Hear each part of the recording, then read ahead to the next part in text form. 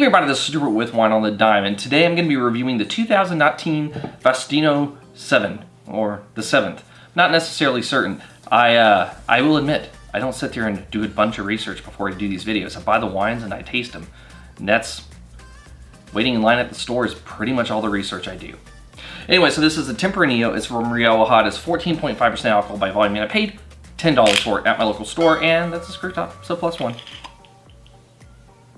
Alright, so from a color standpoint, I'm going to give you light ruby, no artifacts, no cloudiness.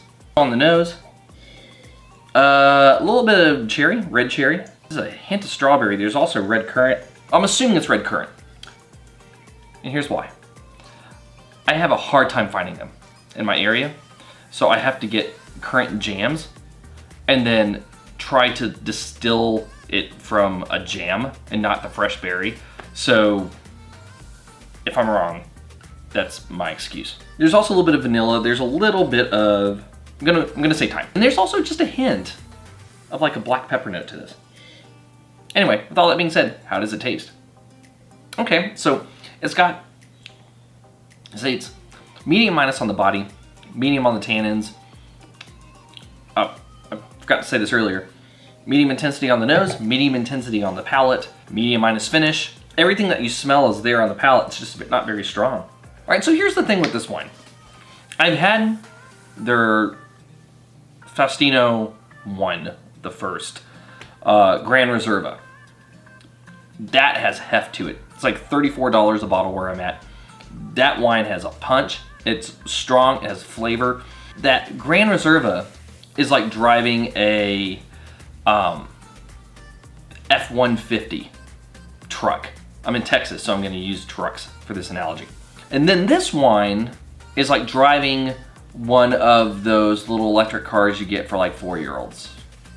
Where you plug it into the wall, it looks like a truck, has a little battery, has a little electric engine, doesn't do anything, it drives like 20 feet and then dies and you have to charge it for 8 hours again. That's what this one is like in comparison to that.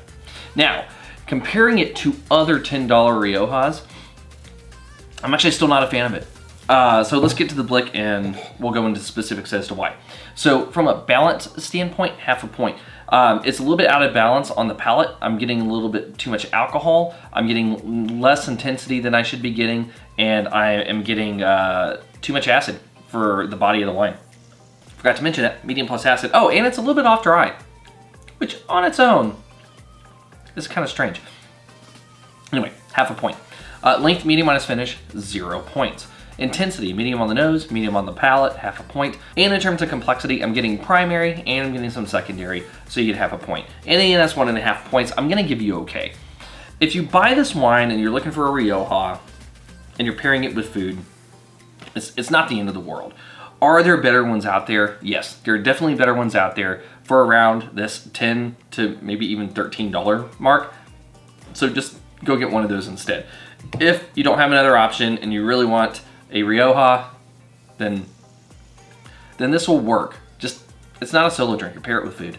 Anyway, this has been Stuart with Wine on the Dime. If you liked today's video, please like, subscribe, and comment. Have you had the Faustino 7 or the 7th? I don't know, I don't research.